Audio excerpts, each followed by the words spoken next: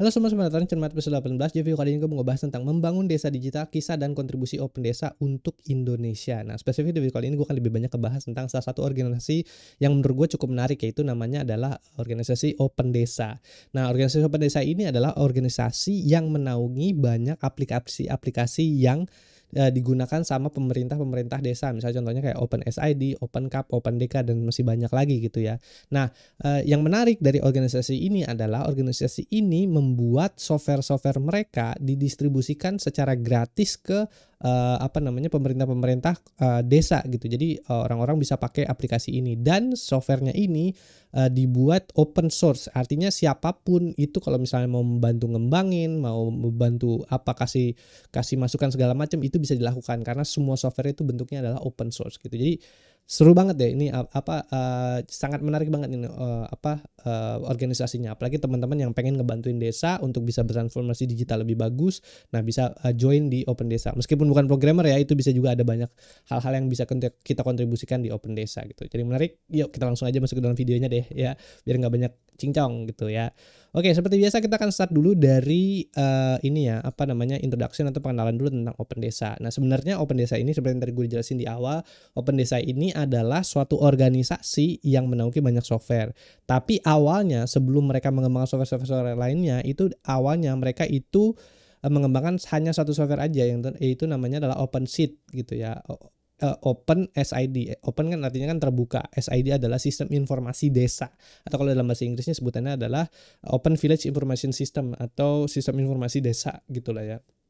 Nah, pertama kali itu Open SID ini itu dikembangkan oleh salah satu lembaga swadaya gitu, NGO yang bernama Combined Resource Institutions (CRI) gitu ya. Dikembangkan di tahun 2009.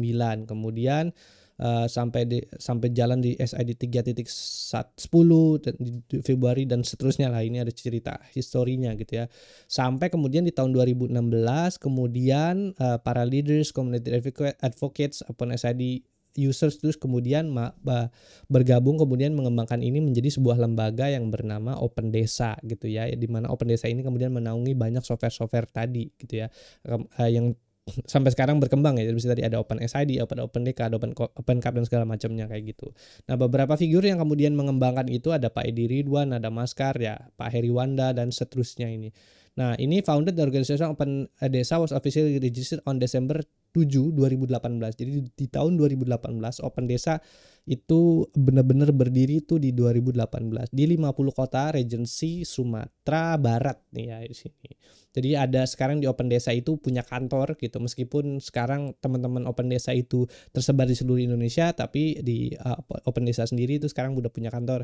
Kantornya ada di 50 kota regency Sumatera Barat ini gitu ya.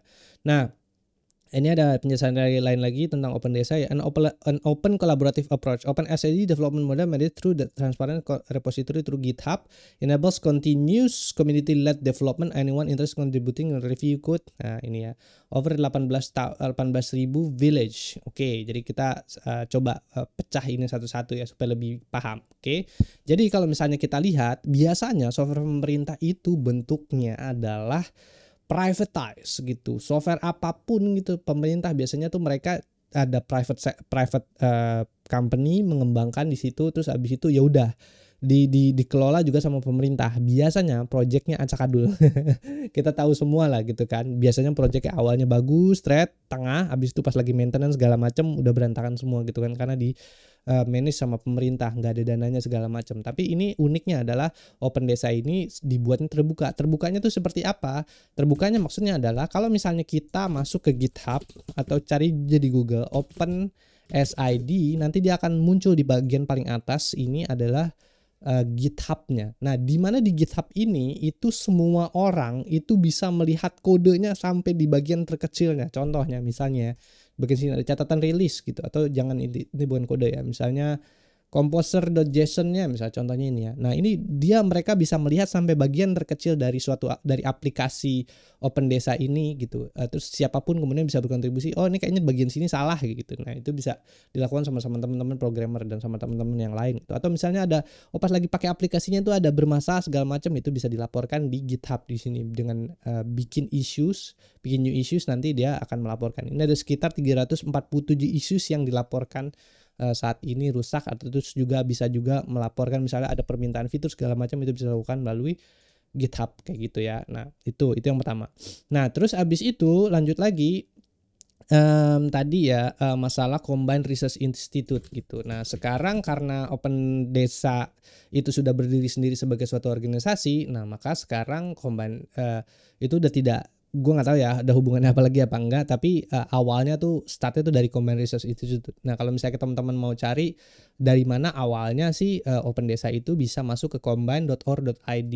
Nah, dari yang gue lihat Combined Research Institute ini atau CRA ini sepertinya masih cukup aktif gitu ya untuk bisa memberikan kegiatan-kegiatan sosial ke banyak daerah di Indonesia gitu. Jadi kalau misalnya teman-teman juga tertarik mau join di NGO ini, ya mungkin bisa join di sini di Combined Research Institute CRI ini gitu ya.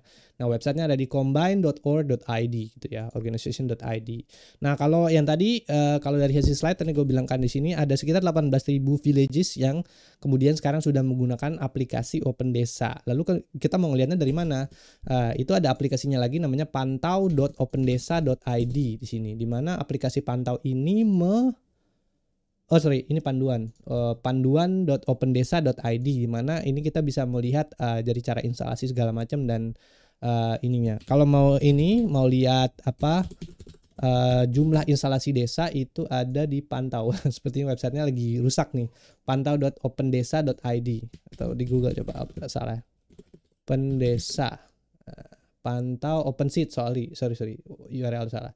Pantau.opensid.my.id, ini dia URL yang benar. Jadi ada sekitar 22.587 kelurahan desa yang menggunakan aplikasi OpenSID. Nah, ini kita bisa lihat semua ada di daerah mana aja, mungkin ada beberapa daerah teman-teman semua yang mungkin bisa dilihat di peta sini ya. Ini pakainya OpenStreetMap.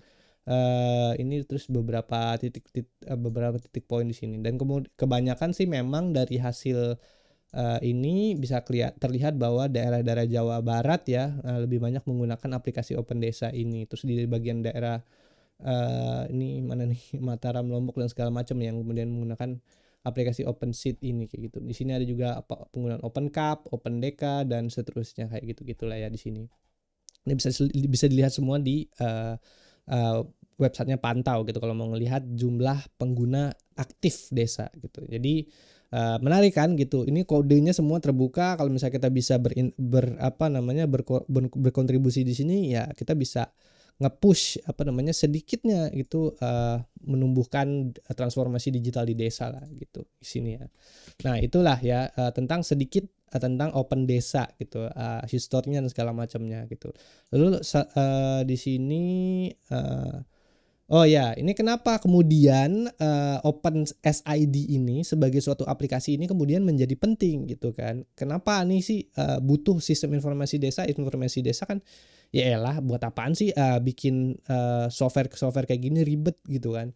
Sebenarnya ini malah menurut gua hal yang opini yang salah ya. Padahal sebenarnya sistem informasi desa ini kemudian menjadi sangat penting gitu untuk desa. Kenapa? Karena di zaman yang sekarang ini untuk bisa desa ini, kalau misalnya kita ngelihat aturan pemerintahan sekarang ya, jadi di aturan pemerintah sekarang itu desa diwajibkan untuk bisa secara mandiri untuk mengatur dan mengelola keuangannya mereka dan cara mereka bekerja semua gitu. Makanya di peraturan pemerintah sekarang ada yang disebut dengan namanya dana desa.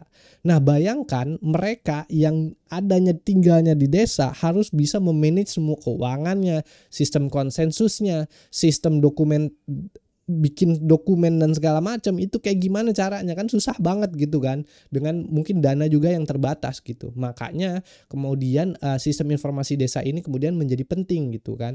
Nah, kebutuhannya untuk apa? Ya itu tadi, untuk bisa memanage dokumen, kalau misalnya ada data-data kependudukan, terus abis itu juga data-data sistem informasi keuangannya desa, itu semua bisa diatur semua di dalam sistem informasi desa. Makanya sistem informasi desa ini menjadi sangat kritikal. Ini ada beberapa data, ragam kebutuhan informasi data yang penting disediakan dalam sistem informasi desa. Itu kependudukan tadi, ada pendidikan, kesehatan, kondisi sarana prasarana, kemiskinan, kerentanan, pembangunan, keuangan desa. Tadi ya, finance, aset desa, organisasi kemasyarakatan, kegiatan ekonomi, informasi kawasan pedesaan. Ini semua adalah informasi-informasi penting yang kalau misalnya dimunculkan di suatu informasi desa, di suatu website desa, maka pemerintah dapat kemudian membuat suatu decision, satu keputusan yang tepat untuk desa tersebut. Oh, misalnya daerah itu misalnya pendidikannya, sekolahnya cuman ada 3 gitu kan. Terlihat nih di websitenya, terlihat di hasil data, hasil laporan di sistem informasi desanya. Berarti ya udah pemerintah bisa kasih sumbangan untuk membuat sekolah-sekolah baru gitu.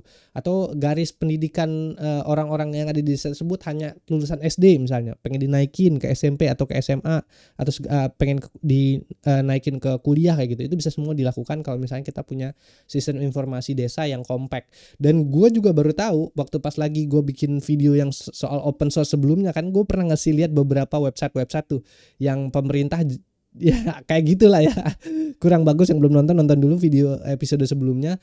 Nah, ternyata itu pakai aplikasi namanya aplikasi ini SID, sistem informasi desa. Emang tampilannya kurang bagus, tapi ternyata fitur di dalamnya itu sangat-sangat banyak gitu yang kemudian bisa digunakan sama desa untuk bisa ya ini mendokumentasikan dan mengelola informasi-informasi ini sehingga government tingkat atas bisa punya decisions yang tepat untuk desa-desa di bawahnya kayak gitu. Jadi ini sumpah aplikasinya itu sangat-sangat penting gitu untuk bisa kita care sama-sama gitu. Ini yang pertama. Yang kedua adalah komposisi data dari profil desa. Nah, potensi SDM ini juga ya. Jadi kan ini kan datanya kan. Nah, mungkin potensi informasinya, komposisinya setelah data ini dikelola jadi informasi, nanti akan muncul potensi SDM apa aja, sumber daya alam apa aja yang di sana. Terus juga perkembangan kesehatan, pendidikan. Nah, ini kan statistiknya kan. Kalau ada data-datanya lengkap, kemudian bisa muncul statistik-statistik ini gitu kan. Bisa dibikin forecast juga nanti hasilnya kan. Berbagai personal kesejahteraan keluarga, perkembangan keamanan dan keterlibatan di lingkungan kayak gitu. Ini banyak lagi. Nah, beberapa mewarnai lahirnya SID gitu. Oh iya, ini gue ambil dari buku ya. Bukunya ini hasil ini ya, sistem administrasi dan informasi desa. Nanti link-link ini dua-duanya buku ini akan gue taruh di deskripsi bawah. Jadi teman-teman kalau mau baca bukunya lebih dalam itu ada di deskripsi bawah ya. Kalau mau lebih lanjut pengen tahu gitu hasil inovasi Indonesia yang cukup menarik tuh apaan gitu. Nah, ini bisa baca ya, sistem informasi desa ini cukup menarik lah bukunya. Gitu. Nanti bisa di sana, ini hasil gua screenshot aja gitu. Beberapa alasan mewarnai lahirnya SID ya, dokumen-dokumen desa banyak yang tidak terselamatkan pada saat gempa nih. Kalau misalnya ini juga kan kalau misalnya di desa itu semuanya disimpan dalam bentuk kertas, dicatat aja ribet deh, pakai ini harus ketik segala macam.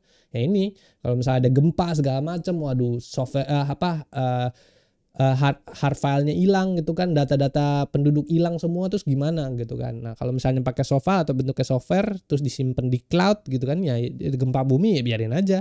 Yang penting kan semuanya sudah tersimpan di sistem informasi desa, jadi bisa aman. Ada kebutuhan untuk menggali menemukan data secara cepat, itu juga bisa. Beberapa desa sudah pernah memulai dengan menggunakan sistem yang berbaikan, namun hasil tersebut dirasa membebani keuangan desa.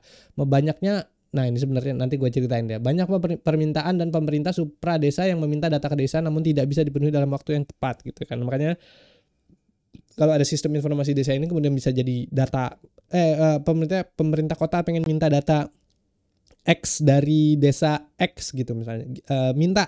Nah, kalau sebelumnya sulit gitu. Tapi kalau dengan adanya sistem informasi desa ini kemudian bisa jadi lebih cepat karena datanya tersedia di website gitu kan. Terus juga semuanya bisa terlihat di sana gitu. Nah, itu lalu lanjut lagi alur sejarah pengembangan SID. Nah, tadi 2006, 2008 ini sih ada di buku ya. Kalau mau lebih dalam lagi ada 2008-2009 ini pembuatan sistem secara terus-menerus membangun SID. Nah, gitu ya. Tadinya aplikasi ini hanya kalau nggak salah ya, dari hasil yang gue baca dan riset itu aplikasi ini tadinya dibuat dalam bentuk desktop, kemudian ditranslasikan ke dalam bentuk ditranslasikan ke dalam bentuk website supaya bisa jadi diakses sama lebih banyak orang lagi gitu kan. Nah, pas lagi melakukan transaksi ini mereka menggunakan aplikasi dulu pas lagi yang terkenal itu namanya CodeIgniter. Cuman ya sekarang kan sepertinya sudah discontinue, tapi ya mereka sepertinya lagi mentransaksikan lagi ke dalam bentuk Laravel. Ini bahasa teknis ya.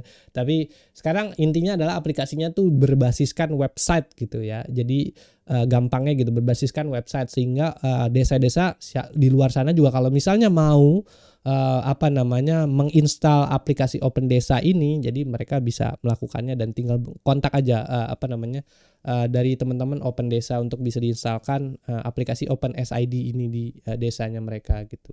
Lalu kemudian lanjut lagi, ini foto pelatihan SAID kalau nggak salah namanya dulu ya, Sistem Akuntansi Informasi Desa kalau nggak salah, lupa ya, 11 Juni 2013 ini bersama Combined Research Institute gitu, sampai sama CRI akses fase 2 nih ya, itu segala macam ini gambar-gambarnya.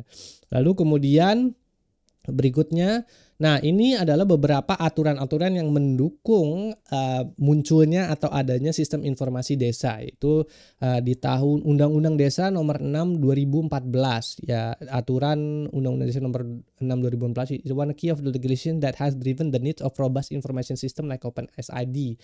Law grants village greater autonomy and mandates accountability in village administrations, governance, and budgeting gitu ya. Jadi pemerintah memberikan mandat untuk memberikan keleluasaan untuk desa untuk bisa memanage akuntabilitas mereka melalui administrasi, governance, dan juga budgeting mereka secara mandiri. As a result, villages are encouraged to adopt information system that can streamline the business process, making Open SID and other solutions to its transparency, open source flexibility, and cost effectiveness. Jadi Open SID ini kemudian didorong munculnya karena demand juga gitu kan, karena ada undang-undang desa yang bilang kalau yaudah lu kalau misalnya mau independen silahkan atur sendiri gitu. Habis itu ada Ministry of Village Development, Distribution, Regions and Transmission, Kemendes PDTT, ribet banget ya itu ya. Ini juga ada aturan-aturannya. Nah kalau misalnya mau lebih lengkapnya ada di bukunya sih, lebih jelas itu aturan ini wah lengkap banget bukunya tuh ya. Challenges from competing proprietary system. Nah di luar dari Open Desa sendiri sebenarnya ada banyak gitu ya kompetitor lain gitu. Despite the government of village sometimes face pressure to adopt proprietary often through local mandates or funding stipulations. The same can pose challenges for village that prefer Open SID for its flexibility and community-driven development. Open SID advocates for regulatory clarity gitu. Nah, jadi sebenarnya itu di luar dari adanya Open Desa ini gitu, ada juga banyak kompetitor lain yang berusaha untuk juga masuk ke dalam market desa ini gitu kan, karena adanya undang-undang desa ini.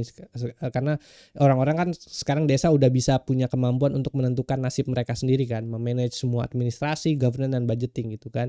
Nah beberapa di antaranya dulu kalau nggak salah pemerintah itu pernah bikin juga sistem informasi desa gitu kan, apa tuh namanya.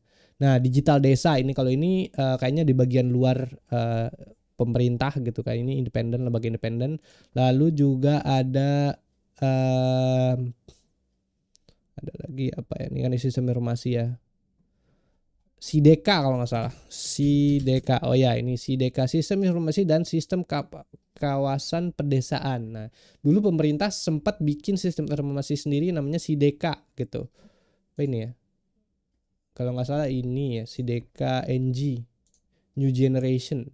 Nah ini adalah sistem informasi yang dibuat sama pemerintah yang ya pengen berkompetisi sedikit-sedikit sama Open Desa gitu. Cuman kayaknya discontinue seperti biasa karena memang ya ini sistemnya ya privatize gitu, susah. Kalau misalnya sistem informasi pemerintah kan biasanya privatize kan, kita mau ngebantuin programmer luar, pengen kasih saran segala macam masukan kayak gitu ya, gimana orang semuanya tertutup, nggak bisa gitu kan, mau lapor kemana susah gitu. Ini juga SIDEKA. Nah ini juga ada sistem informasi atau Digides juga yang hampir mirip sama Open Desa, salah satu kompetitornya juga. Cuman problemnya adalah mereka juga private gitu. Jadi mereka codingnya itu dibikin private. Nah ini mungkin buat teman-teman Digides ya, gue kasih ide nih. Kalau misalnya Digides mau kenceng larinya gitu kan, lebih baik ini sistemnya atau software itu dibikin open source, untuk barebone-nya aja. Tapi buat sistem-sistem private-nya itu bisa dibikin privatize atau modul-modul premiumnya dibikin privatize. Kenapa kayak gitu? Nah, kalau misalnya dibuat seperti itu, siapapun orang-orang atau teman-teman programmer misalnya kayak gua gitu programmer pengen ngebantuin itu bisa secara langsung dan cepat gitu bantuin. Oh, ada yang rusak nih, gue bisa bantuin gitu kan. Nah, tapi kalau misalnya semuanya di privatize itu susah dilakukan. Nah, untuk model-model premiumnya silahkan sama teman-teman Digitas. Kalau misalnya ini kan bukan non-profit organization, bukan NGO kan, ini kan kayaknya profit perusahaan yang memang ada ini, ada PT Digital Desa Indonesia gitu kan, ini bentuknya PT atau perusahaan yang perusahaan yang for profit gitu. Jadi kalau misalnya mode-mode premiumnya silahkan lah pakai silahkan mau dijual, silahkan mau dibikin premium, silahkan. Tapi kalau misalnya barebone-nya, metalnya atau framework awalnya itu dibuat open source, wah ini akan berakselerasi kencang juga, hampir sama kayak Open Desa. Nah itu juga akan membuka luas lagi kompetisi antara Open Desa sama Digides ini gitu. Itu ya mudah-mudahan teman-teman Digides dengar juga gitu kan. Jadi nggak privatize lagi kayak gitu. Sistem government pemerintah gitu. Kita akan seru nanti di sana fight-nya. Nah, gitu. Jadi itu yang melatar belakangi kenapa adanya sistem informasi desa yang kemudian juga nanti demand-nya menurut gua akan terus-terusan meningkat ya kalau misalnya dari sistem informasi desa gitu, terutama ada AI segala macam itu akan terus secara terus-menerus akan meningkat gitu. Nah, terus habis itu kita lanjut menuju ke visi dan misi dari Open Desa. Nah, sebenarnya visi misi dan Open Desa ini kita bisa lihat secara langsung melalui websitenya ya. Jadi di Open Desa kita bisa buka Open Desa ini tentang kami. Nah, nanti di bagian bawah di sini ada visi misinya. Cuman biar lebih cepat kita langsung aja bacaan yang ada di slide sini ya. Nah, ini menjadikan desa digital terbuka sebagai organisasi unggulan siap siaga mengemban misi sosial kemasyarakatan dan kemanusiaan bagi pemberdayaan desa melalui pemanfaatan atau penguasaan teknologi informasi dan komunikasi. Ya, itulah ya. Mengusahakan agar pengembangan perangkat TIK terbuka desa berbasis komunitas seperti aplikasi sistem informasi Open SID diperbanyak dan dikembangkan secara terus-menerus atau secara kontinu gitu ya. Habis itu beberapa kegiatan-kegiatan yang dilakukan untuk mencapai visi dan misi Open Desa ini yaitu menghimpun dan membina potensi pegiat TIK terbuka desa. Jadi buat teman-teman yang pengen pengen bantuin desa untuk bisa mentransformasi jadi desa digital itu bisa berkontribusi ke sini. Menghimpun dan membina potensi. Di dalamnya sebenarnya kalau di Open Desa tuh ada banyak ya divisi-divisinya, ada divisi keanggotaan segala macam yang kemudian kita bisa join dan kita bisa berkontribusi di sana. Yang kedua adalah memprakarsa dan mendukung keberlangsungan kegiatan pengembangan aplikasi. Pastikan karena ada aplikasinya ada banyak, gak cuma SID doang atau sistem informasi desa ada banyak. Jadi ya itu organisasi ini menjadi wadah di sana gitu. Lalu menjalin koordinasi kerjasama kolaborasi dan komunikasi dengan para pemangku kepentingan. Sebenarnya ini juga bisa dilakukan gitu kan sama Open Desa, misalnya mau join join collaborations with private sector atau juga dari government segala macam, itu semua bisa dilakukan gitu ya. Nah, itu ya beberapa kegiatan-kegiatan dilakukan sama Open Desa. Lalu lanjut lagi ini ada ya, ini juga dari buku gitu, ada beberapa manfaatnya dari SID atau informasi desa berdasarkan fungsi dari untuk pemerintah memperbaiki kualitas pelayanan publik, pembangunan, membantu proses perencanaan sebagai kekayaan data dan menyusun dokumen perencanaan desa, mendorong transparansi dan akuntabilitas pembangunan di tingkat desa juga. Jadi misalnya desa dapat sekarang kan dana desa tuh gede banget ya. Kalau nggak salah tuh satu desa tuh kalau nggak salah dapat 1 M lebih kalau nggak salah ya. Nah, untuk bisa mengembangkan desanya. Nah, jadi dengan uang segitu gedenya mereka bisa punya transparansi dan akuntabilitas yang bagus gitu. Oh, ini dananya dipakai buat apaan aja bisa kelihatan kalau ada sistem informasi desa. Pemberdayaan juga mendorong partisipasi dan lahirnya inisiatif masyarakat untuk terlibat dalam pembangunan desa. Nah, dengan adanya Open SID ini dan Open Desa sebagai organisasi, nah masyarakat juga kemudian bisa ngebantuin, misalnya desanya udah ada ini nih tapi datanya salah gitu. Nah, masyarakat mungkin bisa komplain ke government desa untuk bisa nih datanya salah segala macam, saya mau bantuin bla bla bla, itu juga bisa dilakukan kayak gitu. Nah, terus habis itu di sini ada manfaat SID berdasarkan aktor, pemerintah supra desa. Nah, lembaga-lembaga desa ini pokoknya manfaatnya banyak banget lah ini ya. Bisa dibaca sendiri lah gitu ya. Jadi visi, misi, kegiatan, dan ini ada beberapa manfaat-manfaat yang ada di Open Desa. Ini pemanfaatan sistem informasi desa juga. Ya ini ya menginformasikan, ini di buku semua ini lengkap banget ya. Gue kalau jelasin satu-satu habis ini videonya ya. Dari informasi, melakukan transformasi, konfirmasi dua arah, sinergi antar sistem dan seterusnya gitu kan. Kalau nggak salah di Indonesia juga sekarang lagi pengen menggalakkan sistem informasi satu data kalau nggak salah ya. Jadi semua data-data yang ada di desa segala macam pengen dikumpulin, dimasukin ke dalam single data set untuk bisa dilakukan sistem decisions making gitu. Nah, ya mungkin kalau ada pengembangan open desa ini dilakukan secara terus-menerus lebih banyak lagi dan dipakai di seluruh Indonesia, gue harapannya sih open desa ini bisa dipakai di seluruh Indonesia gitu kan. Dan mungkin tadi ada kompetitor juga yang punya satu fundamental yang sama gitu kan, terus ya udah akhirnya data-data dan juga transformasi digital di desa akan menjadi lebih bagus ke depannya gitu ya. Itu sih. Nah, terus habis itu lanjut lagi ada visinya. Nah, ini ada juga beberapa ya digital empowerment Indonesia, building open source solution for local communities, core values, yang bisa di-pause dan baca sendiri ya. Gue males baca visi misi ya, terlalu teoritikal sekali gitu kan. Ya, itu. Nah, itulah sedikitnya tentang open desa ya. Jadi dan banyak hal yang kemudian kita bisa eksplorasi lebih dalam gitu. Kalau misalnya kita salah satu orang yang peduli gitu dengan desa dan pengen mengembangkan desa, ya mungkin ya bisa eksplorasi lebih dalam gitu kan ya, terutama mungkin source-nya bisa lewat websitenya. Di sini bisa baca-baca websitenya di opendesa.id gitu yang dibaca seterusnya gitu. Nah, terus juga ada tadi buku-bukunya, nanti gua akan taruh di deskripsi di bawah. Lalu kemudian lanjut lagi di chapter berikutnya, yaitu adalah the foundational technologies of open desa. Nah, di sini gua akan bercerita agak sedikit teknis ya tentang open desa gitu, karena ini kan berhubungan sama software gitu, jadi gua harus agak sedikit teknis ceritanya. Oke. Nah, ini ada core platform of open desa gitu ya. Jadi platform-platform dari open desa atau software-software yang ada di open desa itu apaan aja sih? Oke, yang pertama adalah OpenSID. Ya, OpenSID itu adalah yang tadi gue udah tunjukin di sini, ada GitHub-nya adalah ini OpenSID, bisa dilihat di sini. OpenSID itu singkatan dari Sistem Informasi Desa, di mana sistem informasi desa ini itu ditujukan untuk para desa-desa untuk bisa mengatur dan mengelola sistem informasinya mereka secara mandiri gitu ya. Nah, pakai sistem informasi desa ini atau OpenSeed ini. Lalu kemudian ada lagi selanjutnya ada yang namanya juga OpenDK. OpenDK.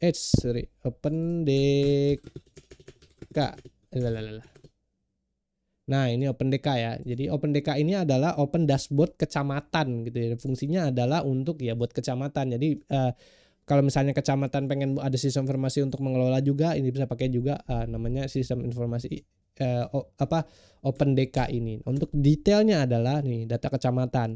Kalau tadi kan Open Desa ini tujuannya untuk desa kan. Nah, di sini ada resident and household management, financial, tadi ada beberapa fungsinya dan data-data apa aja yang dimasukkan ke dalam Open SID itu semua sudah bisa kelihatan yang tadi di slide sebelumnya. Lalu di sini ada OpenDK juga untuk manage data-data kecamatan gitu.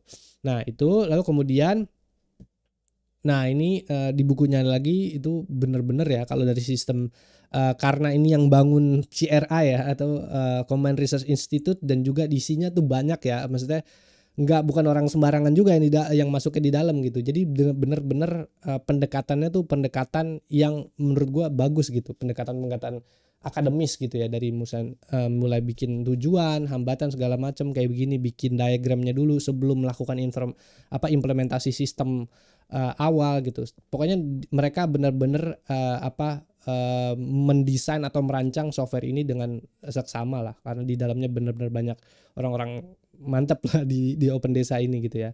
Nah, itu terus habis itu ini tadi ada GitHub-nya, ada OpenSID. Nah, ini ada sekitar 1000 star gitu ya. Memang banyak juga yang udah dilihat sama orang. Habis itu ada OpenDK, ada 81 star gitu. Terus juga ada kalau misalnya kita mau coba OpenSID itu juga bisa dilakukan. Di sini ada loginnya demosid.opendesa ini ya. Demosid coba ya. demosid.opendesa.id gitu kan. Nah, nanti kita bisa login nih dengan ini, lalu kemudian login admin. Lalu di sini masuk sebagai admin, lalu passwordnya SID 304 ya. Sesuai dengan yang ada di slide. Nah, nanti kita bisa lihat nih data-datanya seperti apa sih kalau sudah diinstal di desa-desa gitu, sistem informasi desa bentuknya kayak apa, sistem informasi desa tuh kayak gini gitu kan. Nah, ini pakai admin panel kalau nggak salah, lupa gue, admin UI panel kalau nggak salah ini. Nah, ini memang agak jadul sih sistemnya. Ya mungkin kalau kita ngelihat sekarang udah ada yang namanya Tailwind CSS gitu ya. Jadi ini modern framework untuk bisa bikin UI elemen gitu ya. Kalau anak-anak desain sih sekarang memang kita pakainya kayak gini gitu ya.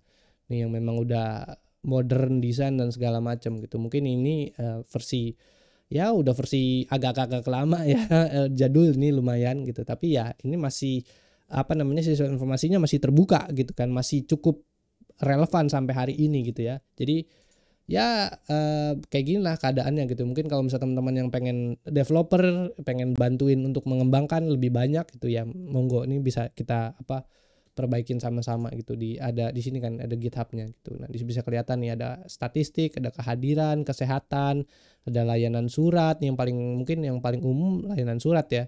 Di sini bisa layanan surat, cetak surat misalnya. Nah, ini ada surat pengantar izin keramaian, keterangan pergi kawin, jam kesos. Nah, udah ini.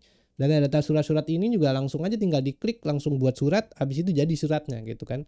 Jadi sangat-sangat cepat nih prosesnya. Habis itu surat dinas, sekretariat, keuangan yang tadi bilang kan.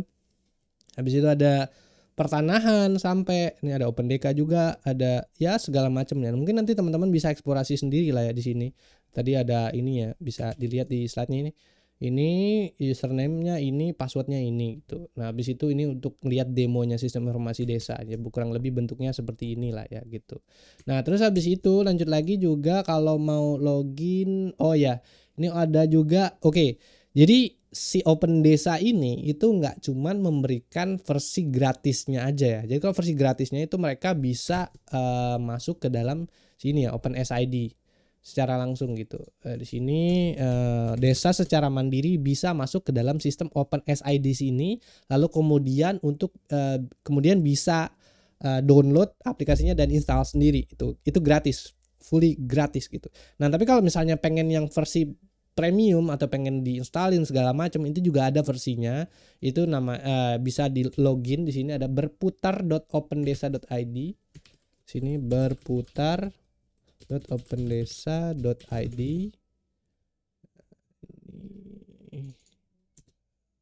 Oh, lagi error kayaknya website.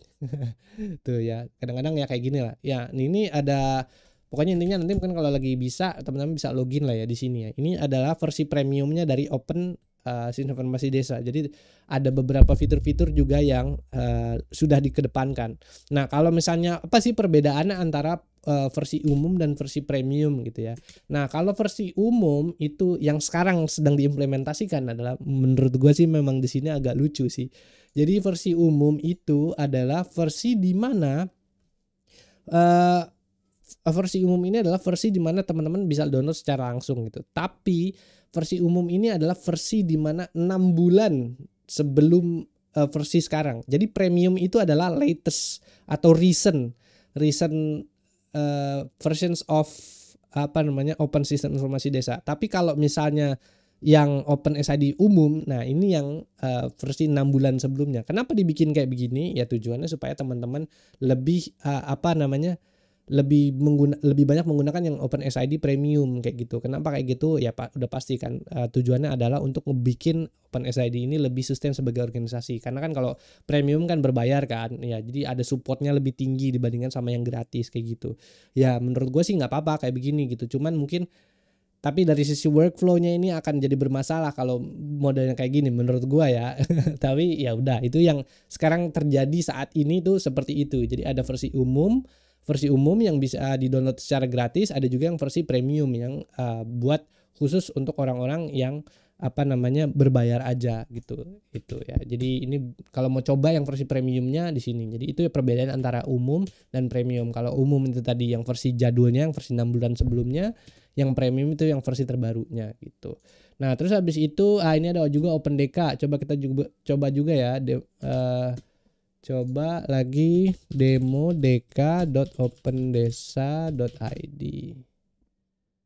Oke, verification successful. Habis itu login. Nah, ini websitenya ya. Di sini website OpenDK kurang lebih bentuknya kayak gini. Lalu kita bisa login. Habis itu nanti masukkan admin@mail.com, passwordnya password Nah, nanti kurang lebih tampilannya kayak gini nih OpenDK atau dashboard kecamatan kayak gitu. Jadi kurang lebih kayak begini. Jadi ada publikasi, kerjasama, data, kecamatan, profil, dan segala macamnya ini tuh bisa kelihatan semua di sini kayak gitu. Data umum, ya gitulah kurang lebih ya ini. Di sini bisa kependudukan juga, data suplemen, apa ini, pokoknya banyak lah ya data-data ya. Finansial, program bantuan pendidikan, dan ya bisa dieksplorasi. Tapi ini tujuannya adalah untuk teman-teman kecamatan. Tadi kalau tadi kan buat informasi desa ya, mana tadi hilang. Ya udah kita hapus kayaknya. Ini ya sistem informasi desa kan ini kan buat desa, kalau ini buat kecamatan. Tampilannya kurang lebih kayak gini ya gitulah. Nah, ini bisa dicoba sendiri lah teman-teman eksplorasi kalau mau lihat-lihat, bisa bisa login masuk ke sini sendiri. Lalu kemudian core platform berikutnya juga tujuannya nih dari OpenDK tadi adalah mengagregasi data-data desa untuk bisa dijadikan sentral data gitu. Jadi data-data desa itu kemudian disentralkan di kecamatan, mungkin nanti datanya kemudian bisa dilaporkan lagi ke tingkat atasnya lagi gitu ya. Lalu kemudian ada OpenDK tadi kan dashboard kecamatan, Open Kabupaten, District Level Information System gitu ya. Di sini ada nah di situ tingkatnya lebih tinggi lagi gitu kan, distrik gitu ya. Jadi Open Kap gitu. Nah ini Open Kap juga bisa dilihat di GitHub gitu ya. Di sini ada Open Kabupaten gitu ya. Nah, di sini ini juga aplikasinya totally gratis dan open source. Kita bisa ya kalau misalnya mau mengembangkan semua bisa kelihatan di sini gitu ya. Nah, itu lalu kemudian kalau mau coba OpenCap juga bisa. Di sini ada username dan passwordnya, ada demonya. Kita bisa login, yaitu ada di dev opencap.opendesa.id/login. Nah, di sini ada masuk lagi admin@gmail.com admin 100% admin@gmail.com admin 100%.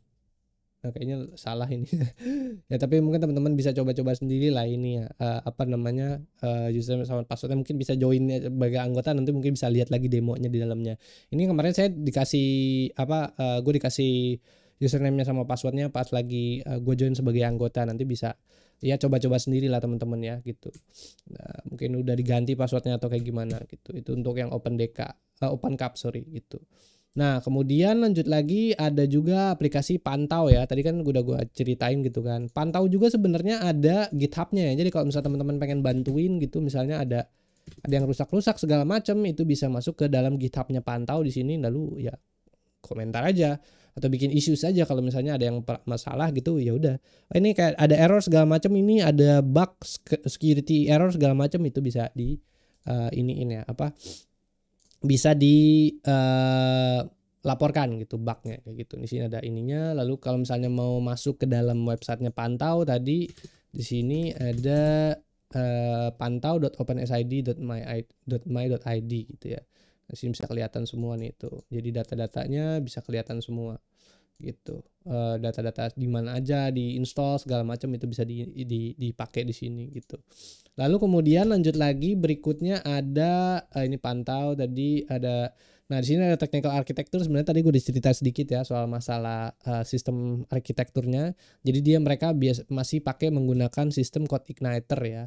Untuk hampir kebanyakan aplikasi Open Desa itu masih menggunakan code igniter, tapi sekarang katanya lagi bermigrasi menuju Laravel gitu. Nah, berharapnya sih itu transisinya kemudian akan menjadi bagus, tapi we'll see. Oke. Mudah-mudahan bagus gitu ya. Ya jadi bisa, siapa teman-teman kan sekarang udah pakai Laravel gitu kan. Jadi ya siap teman-teman yang di luar sana, misalnya ada agensi yang juga yang mau bantuin gitu kan, kalau misalnya frameworknya sama pakai Laravel kan jadi lebih enak gitu kan. Nah kayak gitu ya. Terus juga stacknya mereka masih pakai jQuery standar, JavaScript standar juga, pakai Bootstrap juga untuk bikin responsif segala macam. Ya bisa dilihat lah nanti, bisa di sini OpenSID nanti stack-stacknya tuh nanti bisa semua kelihatan di sini lah ya, bisa lihat lah cara kerjanya mereka. Ini ada Donjo app segala macam, kayak gimana sih struktur code-nya mereka kayak gimana gitu kan. Itu semua bisa dilihat sendiri di repositorinya mereka. Lalu kemudian lanjut lagi itu tadi ada juga MySQL yang untuk database-nya masih pakai MariaDB. Habis itu juga masih pakai GitHub sebagai version control-nya gitu ya. Nah, terus habis itu sebelum kita masuk ke situ gini ya. Gue sebagai seorang developer pasti kita melihat ya sebagai seorang developer kalau melihat suatu code gitu kan. Pengennya sih kita kalau developer biasanya sedikit perfeksionis ya. Kita pengen pakainya itu yang latest and greatest gitu kan. Ya tapi nggak bisa itu juga gitu kan. Kalau kita ngelihat dari sistemnya yang kayak gini gitu kan, sekompleks ini sistemnya gitu kan, ya nggak bisa juga kita memaksakan kita untuk pakai stacknya kita. Gue pengennya pakai Golang, pakai React JS, ya nggak bisa juga bro. Ya gitu kan, bisa dilakukan tapi harus melakukan proses waktu yang lama gitu kan, harus sedikit demi sedikit, pelan-pelan gitu kan. Satu issues satu isu per isu gitu kan, pelan-pelan dirubah sampai akhirnya kemudian bisa jadi bagus gitu. Nah, buat teman-teman kalau misalnya ngelihat satu code yang menurut gue ya, kalau dari sisi stack programmer ini memang ya to be honest sih kurang bagus gitu ya. Masih ada banyak kode yang tumpang tindih. Gue kasih bocoran, OpenSID ini punya sekitar 286 something tables. Ada tabelnya untuk data-data yang ada di OpenSID ini, migrationsnya itu ada sekitar 280-an table kalau nggak salah ya. Gua waktu itu ngedevelop ini. Nah, apakah itu viable untuk seorang programmer untuk bisa memulai? Ya, enggak juga sih gitu kan. Itu sistemnya kan artinya kan berantakan sekali gitu kan, berantakan banget gitu. Ada 280 tabel, apakah 280 tabel itu semua kepake? Enggak. Ya, kita nggak tahu karena dokumentasinya pun nggak ada gitu untuk masalah technical documentation, harus benar-benar ngeksplorasi sendiri. Ini table ini buat apa segala macam, harus nyari nyari ya titik dalam jerami gitu kan, harus ngoprek-ngoprek sendiri kayak gitu ya. Tapi jangan jadi discourage gitu teman-teman, kalau pengen mau berkontribusi ya nggak apa-apa, berkontribusi sedikit-sedikit. Ada isu satu ya coba diperbaikin, ada isu dua coba diperbaikin kayak gitu-gitu. Itu sebenarnya gue ada juga ya, gue beberapa berkontribusi ke 2 isu gitu di channel gue yang lain. Gue nggak mau terlalu teknis di sini, cuman ya buat teman-teman developer gitu, kalau misalnya mau mengembangkan jangan di discourage duluan gitu bahwa sistemnya kurang bagus gitu, ya udah kita perbaikin sama-sama gitu. Jangan gue maunya gini gitu ya, jangan juga kayak gitu ya, pelan-pelan kita perbaikin satu-satu sampai akhirnya jadi bagus kayak gitu. Nah, terus habis itu lanjut lagi adalah ini CDK-NG yang tadi gue bilang gitu kan, ada kompetitor dari pemerintah gitu kan, CDK-NG. CDK itu adalah sistem informasi sistem informasi pelayanan desa, kayaknya nggak tahu apaan, pokoknya CDK-NG. Lalu bagaimana statusnya sampai sekarang nggak tahu. Apakah masih digunakan juga nggak ngerti gitu, apakah sepertinya masih digunakan di beberapa daerah gitu atau enggak tahu juga gitu statusnya sampai mana gitu ya.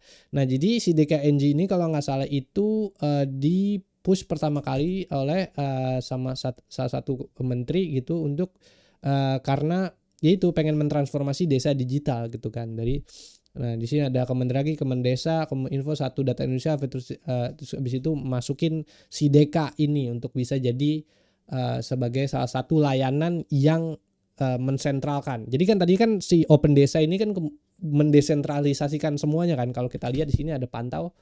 Nah, ini kan si Open Desa ini mendesentralisasikan sistem informasi ke desa supaya desa ini kemudian bisa jadi mandiri. Nah, sebaliknya sistem informasi DK ini memprivatisasi semuanya sehingga semua desa ya udah nggak usah pakai Open Desa, kita pakai aja satu sistem informasi, mensentralkan semuanya. Penyakitnya dari sini adalah udah sistemnya private, terus abis itu dibikin sentralistik, wadaw. Jadi ini adalah proses terbalik menurut gua sih gitu kan. Jadi sayang banget gitu, ada inovasi lokal di Indonesia yang kayak begini, open source, yang kemudian bisa dikembangkan secara lebih banyak gitu kan, sama teman-teman semua, ekosistemnya kemudian bisa jadi dikembangkan lebih banyak, malah disuruh untuk bisa jadi sentralistik. Tujuannya sentralistik apa ya, kontrol sih sebenarnya. Gue juga nggak tahu ya apaan, tapi kontrol pasti kan. Kadang-kadang ada apaan ya, kalau misalnya kayak gini kan bisa ya sedikitnya on budget segala macam, bisa require budget project, atau gue nggak mau berburuk sangka sih, tapi menurut gue ini adalah cara yang kurang baik sih, kurang tepat menurut gua kalau misalnya semua sistem informasi desa itu harus dibangun sentralistik gitu ya. Jadi jelek banget ini. Jadi kurang bagus gitu. Itu gue tahu dari mana kenapa ini tujuannya mau menuju ke arah sentralistik gitu. Nah, ini sebenarnya ada videonya gitu kan dari Pak ini si Deka, coba kita cari di YouTube ya. Gitu ya, di YouTube coba cari si Deka. Nih aplikasi si DKNG gitu. Mana ya, ini kalau nggak salah ini deh. Nah ini sama Pak Samuel Abrijani Pangerpan sistem informasi teman-teman desa dan bisa kawasan nonton sendiri ya. Nah, desa jadi, dan sekarang sudah digunakan lebih dari 3.000 atau 4.000. Pak Pangarep ini pengennya sistemnya itu sentralistik tentang aplikasi ini. Silakan Pak diputar. Menurut gue sih agak sayang aja gitu kalau misalnya inovasi yang udah ada sebagus ini Open Desa kemudian disuruh pakai atau dibuat jadi sentralistik. Jangan gitu, biarin aja mereka dibuat open source, malah yang harusnya pemerintah lakukan jangan bikin sistem baru lagi gitu kan. Jangan bikin sistem SIDEKA lagi, bikin aja lagi bantuin aja Open Desa dananya, daripada bikin sistem baru lempar aja masukin ke Open Desa gitu kan. Karena kan mereka kan juga organisasi non profit kan. Jadi ya udah lempar aja duitnya ke sana, terus supaya juga organisasi dan ekosistemnya tuh bisa jadi berkembang gitu. Nah, ini gue tahu dari mana ini mau dijadiin sentralistik ya, tonton aja videonya di sini ya. Mereka Pak dari statementnya Pak lupa tadi siapa? Pak Samuel itu bilang bahwa mau dibikin sentralistik. Sayang banget itu kalau misalnya itu kejadian gitu. Nah terus habis itu kalau kita lihat juga ini ada loginnya sih, tapi gue nggak punya loginnya. Sebentar, ini kalau nggak salah di sini loginnya website desa.id CMS login. Kalau nggak salah ini cuma buat websitenya doang deh, nggak sampai sedetail sama sistem informasi desa gitu ya. Jadi ya kalau dari sisi kompetitor nih ada juga nih Kementerian Kominfo, itu Pak Samuel yang kemudian bikin ininya sistem kompetitor untuk Open Desa ini gitu. Nah ini ya, terus habis itu ada si Deka, terus juga, nah itu tadi gue bilang kan si Deka itu bikin privatize, gak bisa diakses sama kita, gak ada GitHub-nya, kita gak bisa akses sistemnya, itu semuanya terprivatisasi gitu kan. Terus juga ya ini, terus juga ini sebenarnya gue juga udah pernah bahas di video sebelumnya tentang centralistic behavior pemerintah gitu. Kebanyakan software pemerintah dibikin sentralistik, padahal sebenarnya kita bisa bantuin. Contohnya aja kalau misalnya kayak tadi yang si Open Desa ini secara terbuka, terus gimana kan kalau misalnya website pemerintah itu kalau dibuat terbuka nanti dihack dong sama orang kalau software kode-kodenya semua dibuka ke semuanya. Ya enggak juga dong. Ini aja lihat aja dong, Open Desa aja dibuka secara semuanya loh, ini sampai ujung-ujungnya tuh semua dibuka gitu kan, sampai cara sistemnya segala macam, frameworknya semua dibuka, aman-aman aja. Malah menurut gua kalau misalnya dibikin terbuka kayak begini, jadi kalau ada bug atau error kita bisa langsung bantuin pemerintah di sini bikin issues, habis itu bantuin benerin kayak gitu kan. Nah, ini sebenarnya udah gue bahas semua di video open source gua di sini gitu kan. Jadi ya gue berharap sih pemerintah lebih banyak lagi melakukan kegiatan-kegiatan seperti ini gitu ya. Jadi dibuka aja gitu software pemerintahnya supaya kita bisa bantuin benerin gitu ya. Nah ini ada juga beberapa video lainnya, yaitu yang tadi kan kalau nggak salah ini yang talk show ya. Ini tadi yang talk show di mana dari Pak Samuel itu pengen ininya tuh jadi sentralistik gitu, sentralistik. Jadi satu sistem aja gitu, padahal sebenarnya menurut gue kurang bagus. Lalu di sini ada juga di sini ini sosok Pak Samuel nih. Nah jadi tapi menurut gue Pak Samuel ini orangnya sepertinya profesional ya. Kemarin itu kasus juga dia sempat pernah Kominfo kebobolan gitu kan. Kominfo kebobolan yang data ya data kehack, satu Indonesia data kehack gitu kan. Nah jadi terus abis itu dia mengambil tanggung jawab bahwa oh yaudah gue salah, yaudah gue minta maaf, terus gue mengundurkan diri sebagai jabatan gue karena gue melakukan kesalahan kayak gitu. Nah ini orang menurut gue sangat profesional gitu ya, berbeda dengan menteri sebelumnya yang kurang cukup profesional. Tapi ya kalau dari sisi kebijakan mungkin gue kritik terbuka. Kalau bisa baiknya gitu ya, kalau misalnya ada Kominfo mau bikin sistem lagi, coba approach-nya adalah dibuat secara open source terbuka. Tujuannya itu tadi, supaya teman-teman orang-orang luar pengen bantuin juga jadi lebih gampang, nggak ribet gitu. Nggak mesti nunggu sana sini, nggak mesti ribet ini itu gitu kan. Jadi tinggal buka GitHub-nya, laporin issues atau bug atau mau benerin secara langsung bisa dilakukan gitu. Terus juga kita bisa punya sistem untuk melakukan pengukuran kinerja pemerintah itu seperti apa. Itu udah gue jelasin juga di video gue sebelumnya yang open source gitu. Ya kurang lebih gitulah ya tentang Pak Samuel dan pemerintah gitu soal masalah sistem informasi DK ini gitu. Nah, ini juga sebenarnya gue udah pernah bikinin juga chartnya yang juga cukup menarik teman-teman. Itu bentuk pengembangan Open Desa dari mulai initiationsnya tapi dalam bentuk grafik chart kayak gini ya. Oke, coba kita cari ya. Nah di YouTube gue juga sebenarnya ada ini login gak ya? Oh, nggak login. Coba Open Desa, coba gue buka ini ya. Nah ini sebentar YouTube gitu. Nah sebentar gue bukain dulu ya. Nah ini ada video gue tapi akunnya yang kata kalau nggak salah. Nah ini ada video gue yang kita ke studio YouTube aja. Nah, sini konten. Nah di sini ada ya Gorge ya yang gue bikinin Gorge. Jadi teman-teman kalau mau ngeliat perkembangan Open Desa ini sudah sejauh mana dan segala macam bisa itu semua bisa kelihatan semua di sini. Jadi ya ini startnya dari 2018 terus siapa aja yang berkontribusi segala macam itu bisa kelihatan semua ada di sini gitu kan. Keren banget lah ya. Jadi bisa lebih jelas nih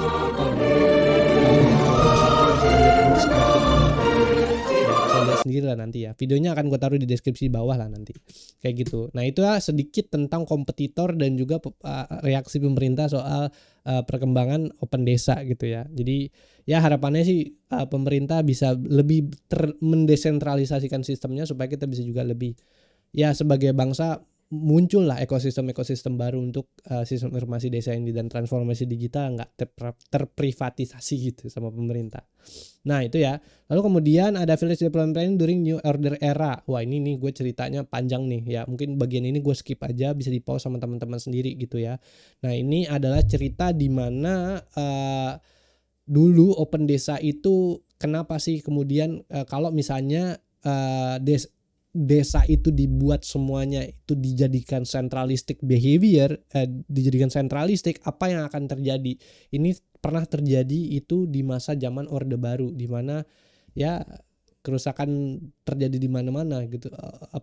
Tidak ada demokrasi sama sekali gitu. Semuanya harus manut sama satu pemerintah gitu kan. Itu akan sulit desa-desa malah akan sulit berkembang dibandingkan sama yang sekarang gitu kan. Open, semuanya terbuka, desa-desa bisa berkompetisi bebas dan segala bisa mengatur apa-apanya secara mandiri. Itu menurut gue lebih bagus dibandingin sama centralistic behavior yang dilakukan sama pemerintah zaman dulu kayak gitu. Itu sedikit histori dan ya cerita-cerita hukum zaman dulu ya. Ini kalau mau cerita mau lebih dalam baca bukunya yang tadi yang bukunya yang oranye yang tadi yang gue ceritain itu jelas banget cerita tentang sentralistik yang dilakukan sama pemerintah zaman Orde Baru. Nah, habis itu aspek teknologi why OpenSID has succeed gitu kan. Nah, proyek teknologi tepat guna TTG gitu kan. Nah, karena di dalamnya pada saat inisiasi pertama kali itu orang-orangnya itu benar-benar orang yang researcher jago-jago gitu kan di dalamnya pas pertama kali melakukan membangun OpenSID ini, pendekatan-pendekatan yang dilakukan juga pendekatan-pendekatan ya strategis sehingga aplikasi ini kemudian bisa menjadi tepat guna dan benar-benar dipakai gitu sama desa-desa gitu, nggak ngasal bikin kayaknya yang penting just for the sake of bikin fitur, nggak gitu juga sih. Jadi kalau kita baca bukunya yang tadi itu benar-benar dijelasin itu, oh ini kita bikin kayak gini, ada strukturnya kayak begini karena kayak gini, untuk tujuannya begini-begini, itu benar-benar dibikin secara terstruktur sekali gitu aplikasinya. Jadi nggak heran kenapa OpenSID bisa jadi sangat sukses gitu. Terus kemudian yang kedua adalah penyerapan teknologi, community ownership and involvement gitu kan. Terus juga di dalam Open Desa itu ada salah satu divisi itu pengembangan desa kalau nggak salah gitu ya. Itu tujuannya adalah untuk mengembangkan ekosistem desa gitu. Jadi ya nggak heran juga gitu kenapa Open Desa kemudian bisa Open Desa bisa jadi berkembang, OpenSID juga bisa jadi berkembang ya karena ada yaitu pendekatan-pendekatan sosial juga yang kemudian mendorong penyerapan teknologi di desa gitu. Nah, terus habis itu juga di sini ada real life case studies, di sini ada beberapa contoh-contohnya ya. Kalau tadi kan gue kasih demo kan, sekarang contoh-contohnya nih. Desa atau desa lah ya, desa mana aja sih yang kira-kira pakai aplikasi OpenSID gitu. Di sini ada Desa Terong, Bantul gitu ya. Close dulu. Di sini ada Desa Terong, Bantul. Nah ini yang masih pakai versi jadul banget ini, yang Desa Terong Bantul ini gitu kan. Ya kalau misalnya kita buka ini websitenya gitu. Nah ini Desa Terong Bantul desa. Oh nggak bisa login, harus login gitu. Jadi kayaknya ini langsung. Nah ini ya Desa Terong Bantul nih masih pakai yang versi jadul banget nih, masih ada CRI-nya atau Common Research Institute-nya gitu ya. Habis itu ada juga Desa Ngelegi. Oke nih Desa Ngelegi tuh juga masih pakai Gunung Kidul Kabupaten Go.id. Ini bisa juga websitenya dibuka nggak? Oh, nggak bisa. Lalu kemudian ada lagi Desa Banyuwangi Borobudur nih ya kan. Magelang Kabupaten.go.id. Nah ini yang versi terbaru nih 2025 tuh. Nah ini yang versi jadul banget nih, masih Common Research Institute tuh, masih CRI tuh. Nah ini yang versi terbarunya. Coba kita masuk ke websitenya, ada nggak? Nah ini dia Desa Banyuwangi Kecamatan Bandongan gitu, ke website. Nah ini halaman websitenya.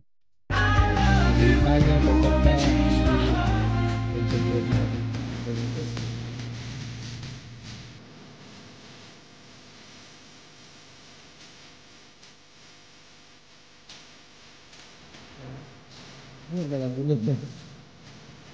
Oh, ini ada lagunya di sini, sorry guys. Gua jadi bingung sendiri pada lagunya gitu kan. Oke, dah itulah ya. Ini soal Magelang Kabupaten Kota. Lalu terus abis itu ada Magelang Kabupaten Desa Bigaran, hampir sama kayak Borobudur. Coba kalau misalnya yang Bali, Kintamani. Nih ada Kintamani. Nah ini Kintamani juga nih. Kintamani ada desanya, Desa Kintamani Desa nih di sini. Nah ini websitenya udah lebih baru lagi nih Kintamani. Nah ini yang dimaksud nih data-data desa nih, ada APBDes 2021 pelanggan nih. Jadi kita bisa ngeliat nih secara langsung alokasi dana desa segala macam. Jadi kan lebih transparan kan ke desa-desa kan kalau misalnya ada data-data kayak gininya kan gitu. Lalu kemudian ada profil desa, sejarah desa. Ini semua bisa dibikin semua pakai OpenSID gitu kan. Meskipun to be honest tampilannya masih ya gitu deh. Tapi ya sudah cukup baik lah gitu kan. Buat developer again satu langkah demi satu langkah lakukan perbaikan segala macam terus sampai akhirnya kemudian bisa jadi lebih bagus website desa ini kayak gitu. Nah ini ada Desa Kintamani, ini websitenya Desa Kintamani. Nah terus habis itu ada Pandawa Kutuh apa nih? Kutuh Badung Desa gitu kan. Bali juga nih. Nih Bali itu websitenya nih. Nah di apa tuh ada gini-giniannya juga kan. Di Open Desa tuh ada itunya juga ya by the way. Ada tema-temanya ya. Jadi kita bisa pakai tema-tema nih kan. Temanya namanya Natra gitu kan. Jadi nih aplikasi OpenSID. Jadi kita bisa pakai tema-tema yang sesuai sama ininya untuk digunakan di websitenya desa gitu. Nah terus di sini ada website nih, kurang paham gue nih website apa gue lupa ya. Iya ini bisa bidang gitu kan. Kelurahan Benoa di sebelah timur, Desa Ungasan di sebelah barat. Ini kayaknya cerita tentang sebagai desa mandiri, pemerintah desa. Nah, ini nih kelihatan. Serawiguna, perekaman dan pencetakan KTP, KIA, buku tamu digital, Cisco Deslink, e-surat, e-agenda, telunjuk sakti, dan website Aku Dicari. Lebih cepat lah kalau pakai aplikasi Open SID ini kayak gitu. Nah, itulah sedikitnya tentang beberapa case study yang yang beneran dipakai gitu sama desa-desa gitu kan. Jadi Open SID ini beneran dipakai gitu. Jadi kalau misalnya kita bisa perbaikin sistemnya, ngebantuin benerin, itu akan ya impactnya akan cukup banyak gitu ke desa-desa di luar sana gitu. Nah, itu chapter kedua. Lalu kita lanjut lagi ke chapter ketiga. Project Challenges and Sustainability gitu, chapter 3. Nah, terus ada juga ya, sebagai suatu organisasi kan udah pasti kan nggak semuanya organisasi itu nggak ada challenge-nya. Pasti ada challenge-nya untuk bisa berkembang kan. Beberapa challenge-nya yang pertama adalah funding constraint. Jadi ini gue udah pernah teriak sebelumnya ya, di video gue sebelumnya soal masalah patron dan patronage, di mana gue pengen bantuin teman-teman organisasi-organisasi nih yang punya ide-ide kreatif gitu untuk bisa lebih berkembang, tapi kan mereka fundingnya juga terbatas gitu kan. Ada suatu ide yang bagus gitu, tapi orang-orang Indonesia pada kayak ya bodo amat, cuek aja kayak gitu kan. Jadi yang jadi masalah adalah dari Open Desa itu ya pasti fundingnya kurang bagus. Sebenarnya itu kita bisa bantuin dengan cara kita masuk ke Open Collective Open Desa. Nah, ini Open Desa, Open Collective Open SID, Nah, ini ya. Ya, di sini teman-teman bisa gue nggak mau turun ke bawah sih, masih ada nih, ada punya gue $10 gitu. Ya, jadi teman-teman bisa berdonasi ini di Open SID ini untuk bisa membantu teman-teman Open Desa supaya bisa jadi lebih berkembang lagi ke depannya gitu. Nah, ini gue semenjak kalau nggak salah nih bulan Maret 2024 sampai hari ini itu gue masih berkontribusi dana di sini. Nah, sebenarnya ini gue udah ceritain di video gue sebelumnya soal patron dan patronage, dan ini platformnya bisa kita pakai untuk ya kalau misalnya ada ide-ide kreatif yang kita pengen bantu gitu, ada di komunitas-komunitas tertentu yang pengen kita bantuin gitu, itu kita bisa masuk daftar di Open Collective, lalu masukin dananya atau bikin sistem kayak gini untuk bisa terima dana kayak gitu. Jadi gue sampai sekarang pun masih berkontribusi. Apakah harus berkontribusi start dari $5 atau $100 sebulan? Enggak juga. Ini gue cuman berapa ya, $1 lah sehari sebulan gitu. Jadi kecil banget yang gue kontribusikan, tapi gue berkontribusi secara terus menerus gitu, terus gak pernah gue putus gitu dari bulan Maret sampai sekarang gitu. Ya lumayan lah, dikit-dikit udah $10 gitu kan. Jadi gue diemin aja terus supaya ya gue pengen ngebantuin desa-desa supaya bisa lebih bertransformasi lagi ke arah digital. Ya gue dengan cara seperti ini, tujuannya kayak gitu ya. Kalau mau lebih lengkapnya ada di video gue patron-patronnya, biar gue nggak panjang-panjang ceritanya ya. Nah, yang kedua adalah training and capacity building gitu kan. Nah, ini juga ya orang-orang desa gitu kan, kayak gue udah pernah bahas juga nih di video gue sebelumnya gitu, masalah literasi digital itu masyarakat Indonesia kayak masih sangat minim sekali, pakai komputer masih nggak ngerti gitu kan, susah gitu kan. Jadi memang untuk nge-push ini memang jadi challenge, tapi ya mungkin berjalannya waktu secara terus menerus pertumbuhan teknologi yang semakin masif segala macam mungkin juga akan ya sedikit-sedikit bisa jadi hilang ini challenge ini. Lalu yang kemudian berikutnya ada infrastructure limitations juga, internet connectivity juga kadang-kadang kan di desa itu lemot segala macam. Tapi by the way itu di video sebelumnya gue udah bahas ya di masalah internet offline itu dari Pak Ono Purbo. Kita bisa pinjam idenya untuk bisa bikin internet offline.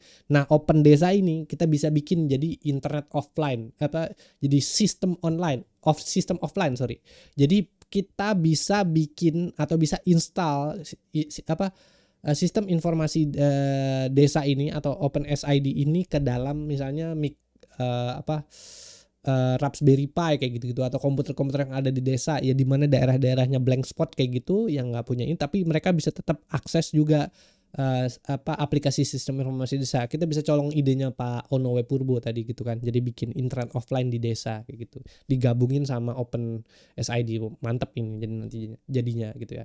Habis itu yang ketiga infrastructure limitation. Jadi ada beberapa juga daerah-daerah di Indonesia, desa-desa yang masih blank spot gitu kan.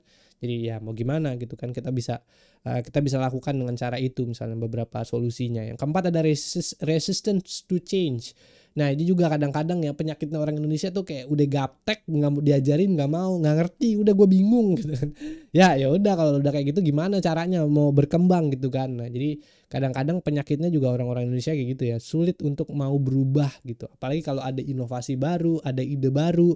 Ini gue juga aduh birokrasi itu, aduh ampun di Indonesia tuh kayak susah banget gitu menerobos birokrasi di Indonesia gitu kan. Mau melakukan inovasi yang kayak ini kita misalnya ada satu jalan nih, kita dari sini mau jalan ke sini gitu, nggak bisa gitu. Kalau di Indonesia lu harus naik dulu ke atas, ke bawah, ke kiri, ke kanan, putar atas bawah gitu, baru sampai tujuan. Nggak bisa langsung lurus. Wah susah dah, birokrasinya ribet gitu kalau di Indonesia. Jadi wah itu juga kemudian menjadi challenge gitu ya. Jadi di luar dari resistance juga ada juga birokrasi yang ngebuat orang-orang jadi malas berubah gitu di Indonesia.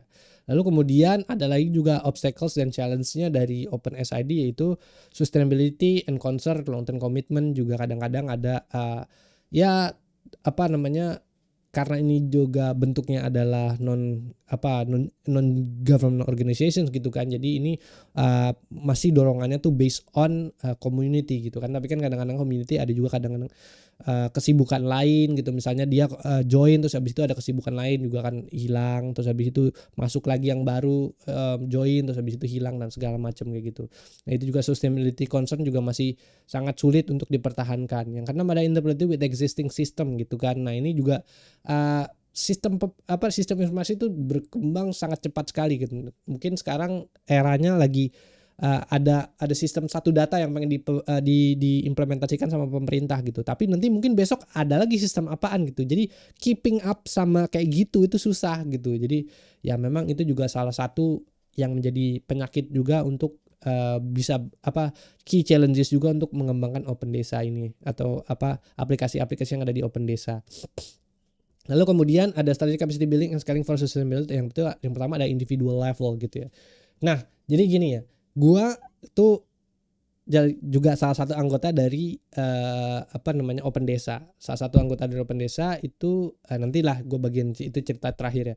Tapi di dalamnya di anggota-anggota di Open Desa itu nggak cuman profesional doang kayak gue gitu, tapi ada juga banyak anggota-anggota lain yang kira-kira memang dari desa gitu.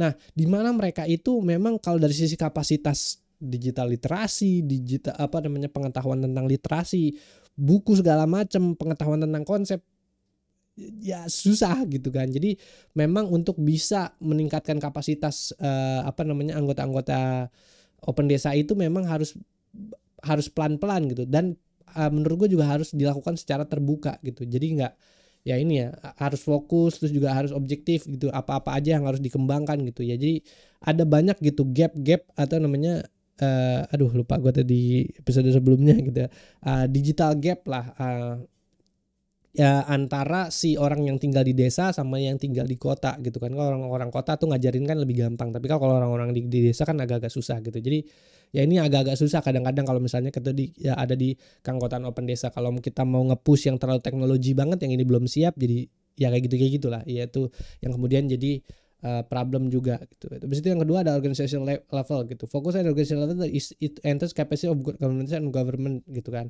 Nah ini ada yang government dan juga non government yang tadi dari private sector segala macam mau bekerja sama segala macam itu ya itu juga penting juga untuk bisa dikembangkan gitu. Key challenge juga pemerintah juga kan kadang-kadang kan ya tadi gue bilang gitu ada birokrasi segala macam itu ya udahlah ya kayak gitu memang susah gitu. Yang kedua, yang ketiga ada systemic level. The systemic level address policy and regulatory adjustment necessary to support and regulate the adoption of digital government solution like Open Desa.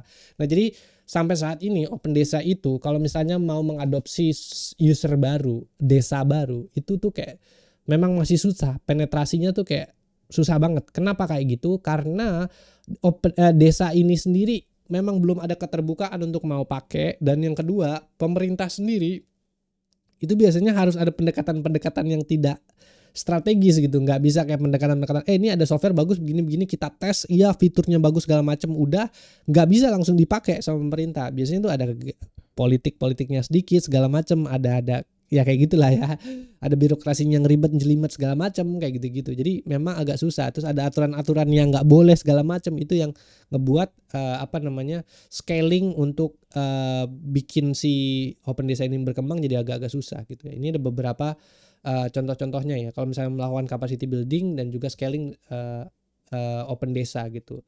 Nah di sini ini ada piramida aspek. Ini ada penjelasannya juga di buku gitu, ada hardware, software, dan orgware gitu. Ini juga kalau mau scaling, ini bukunya bagus banget sumpah. Itu Open Desa itu bener-bener master plan-nya Open Desa, kalau bener-bener diterapkan itu akan sangat cepat gitu pengembangannya nanti ke depannya.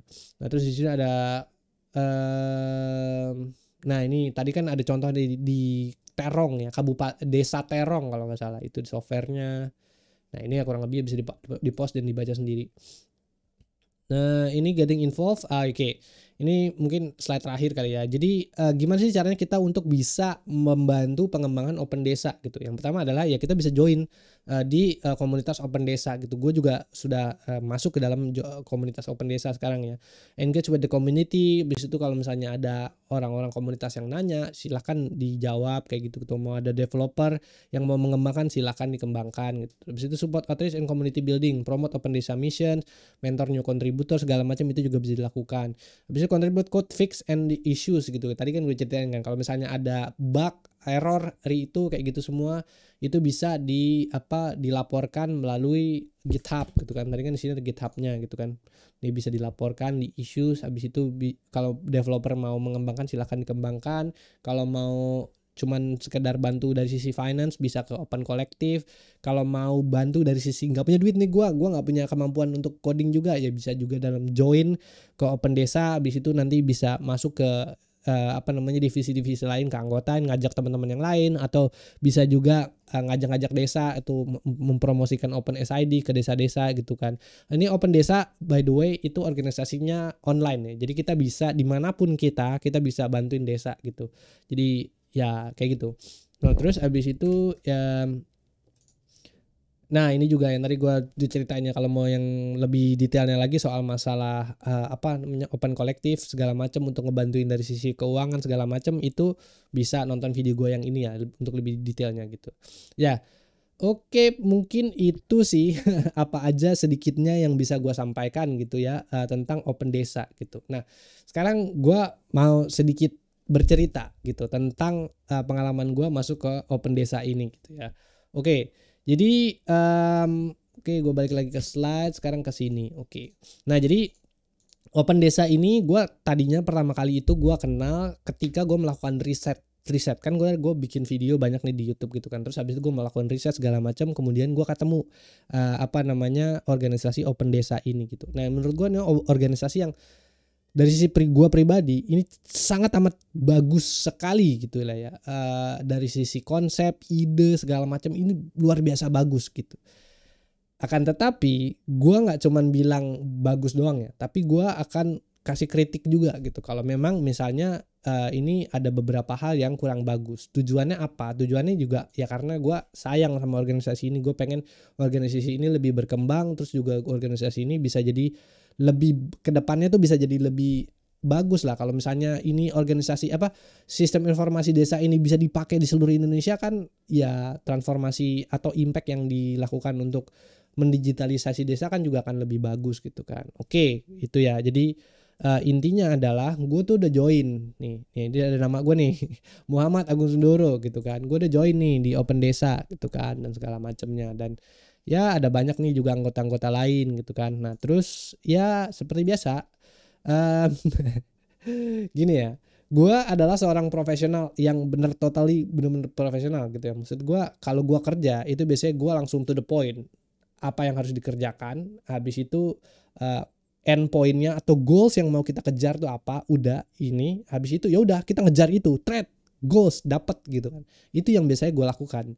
Akan tetapi kalau teman-teman mungkin nanti join ke Open Desa, gue tidak mendiskreditkan apapun, gue tidak mendiskreditkan organisasinya. Teman-teman juga harus siap gitu, sama yang tadi gue ceritain banyak hal. Yang pertama adalah dari digital gap. Oke, dari digital gap teman-teman juga harus siap gitu ya, di digital gap bahwa ada nih orang-orang yang dari desa yang nggak paham soal masalah teknologi dan segala macam. Nah, tugas kita aja ngajarin mereka. Yang pertama itu ya. Dan yang kedua adalah karena organisasi yang ada di dalam Open Desa ini juga kebanyakan juga government juga yang kemudian masuk gitu kan. Ada government dari desa, ada government juga dari kabupaten kota segala macam gitu kan, terus juga dari Kominfo segala macam kayak gitu banyak gitu. Akhirnya cara pola kerja mereka juga hampir mirip sama government, which mean artinya adalah cara sistem kerja mereka tuh sangat birokratis gitu menurut gue. Kalau teman-teman ini coba mungkin teman-teman bisa eksplorasi sendiri gitu ya, cukup menurut gue ya, ini mungkin yang kita bisa perbaikin sama-sama ya di Open Desa gitu. Sangat birokratis. Kalau misalnya kita mau ada inovasi tertentu, kita harus lapor dulu ke sini, kita harus nunggu meeting dulu, kita harus nunggu, waduh banyak banget gitu. Repot banget gitu kan. Kalau misalnya kita mau melakukan apa, kita misalnya gue nih ceritanya gue mau bantuin nih kan ada 347 issues gitu kan, gue pengen take it down gitu kan, turunin gitu issuesnya jadi sangat cepat gitu. Idenya adalah sebelumnya dulu gue pernah sempat di forum anggota gue bilang kalau ini kan ada 347 issues, gimana kalau misalnya kita melakukan meeting mingguan aja, meeting mingguan, siapa nih yang jadi admin, koordinator kontributor luar misalnya, dan dia punya hak untuk memberikan akses ke, kasih itu isu-isunya itu dikasihin ke orang-orang gitu kan. Oh yaudah lu kerjain ini ya, lu kerjain ini ya, lu kerjain itu ya gitu. Tapi yang sesuai juga sama visi misinya Open Desa gitu. Misalnya 3 bulan sekali kita pilih ada 100 isu nih yang kira-kira bisa dikerjakan dan sesuai sama visi misinya. Habis itu setiap minggu kita lakukan meeting gitu. Dan kita lakukan join sama teman-teman kontributor luar untuk bisa lu bantuin gua ngoding ini ya, lu bantuin gua ngoding ini ya, kayak gitu. Nah, gue pengen ngelakuin kayak gitu tapi waduh susah banget gitu itu melakukan itu, harus izin ini dulu, harus izin itu. Gue nggak tahu ya sekarang kayak gimana gitu. Gue agak sedikit mundur dikit karena gue ngelihat waduh ini sangat-sangat birokrasi, gue agak-agak sulit gitu bergeraknya gitu. Nah itu, nah terus habis itu mungkin kedepannya buat teman-teman teknis bisa lebih terbuka, namanya aja Open Desa kan. Jadi ya udah siapa yang ini bisa dikasih siapa, lalu kemudian aktif lah kayak begitu gitu. Jadi dipecah sistemnya gitu kan. Jadi orang-orang yang mau berkontribusi dari luar segala macam tahu harus mengerjakan apa itu ya. Lalu yang kedua juga dari sisi ini ide lain lagi gue juga gitu kan. Nih gini ya, gue kasih ide juga nih. Gue mau kasih ide ke Open Desa ini gitu kan. Mau bikinin e-commerce website. Ini kan ada website nih Open Desa gitu kan. Open Desa itu dia punya merchandise-nya tuh mereka ada banyak gitu. Misalnya kayak baju, terus abis itu ada kemeja segala macam ya gitu lah, stiker bodo amat gitu lah. Nah, gue pengen bantuin bikin e-commerce website gitu kan. Nah, terus gue minta akses ke, maksudnya websitenya ini kan gue minta akses aja. Gue minta akses admin, gue minta akses e-commerce buat gue bantuin bikin e-commerce websitenya gitu, gue installin gitu. Ini susah coy, asli gitu. Di dalamnya tuh susah gitu, harus izin dulu segala macem kayak gitu. Gue mau bantuin ini susah kayak gitu kan. Nah terus juga jadi ya gimana ya, gue sebagai profesional kan gue pengennya ya udah ini ada goalnya kita mau ke sini gitu kan. Ya udah kejar aja ke sini. Ini harus ke sini dulu. Waduh. Gitu. Itu yang gue pengalaman gue yang gue rasakan ya. Ini gue balik lagi, gue tidak mendiskreditkan siapapun, tapi ini mungkin juga menjadi kritik kita untuk bisa jadi saran juga untuk kita supaya bisa lebih berkembang lagi ke depannya gitu. Kalau misalnya ada teman-teman yang mau bantuin gitu, ya udah dikasih akses aja gitu. Lagian isinya apa sih kan juga nggak bakalan diganti juga jadi aneh-aneh. Kalau emang mau diiniin juga masih nggak percaya, mungkin kita bisa bikinin surat dokumen gitu kan. Oh yaudah kalau misalnya lo ini dokumen secara tertulis di materai gitu, nanti di ini kalau supaya website softwarenya tidak disalahgunakan kayak gitu. Itu juga. Nah kalau ada e-commerce websitenya siapapun kan bisa beli, jadi itu bisa jadi menambah pemasukan. Ide-ide gue lainnya banyak banget sih yang gue kasih gitu kan, cuman kadang-kadang ya itu mentok sini mentok sana gitu. Kadang-kadang ya itulah yang adanya kejadian yang di Open Desa sekarang gitu ya. Mudah-mudahan ya kedepannya dari sisi gue harapannya adalah Open Desa bisa berkembang lagi lah. Ya udah guys, itu mungkin itu aja sih yang bisa gue sampaikan. Mungkin gue agak-agak muter juga penjelasannya yang terakhir gitu. Mudah-mudahan dengan tadi juga gue diceritain tentang Open Desa, tentang kerennya konsepnya ini segala macam, terus juga software-software juga yang kemudian menurut gue cukup menarik gitu. Gue encourage teman-teman semua untuk bisa masuk ke dalam organisasi ini gitu, join Open Desa gitu kan, supaya bisa ini Open Desa bisa berkembang lebih bagus lagi. Tapi ya juga tadi ada kritik-kritik juga gue yang supaya mungkin bisa bisa diakomodir gitu. Mudah-mudahan kita organisasi ini Open Desa ini bisa jadi lebih baik lagi dan berkembang lagi ke depannya gitu ya. Oke teman-teman, mungkin itu aja yang bisa gue sampaikan di video ini. Jangan lupa untuk bantu share, like, sama komen. Terus itu ada website gue juga, danusundoro.com. Kalau misalnya mau ngobrol-ngobrol bisa sama gue bisa di sana ya. Oke terus teman-teman, yuk bye.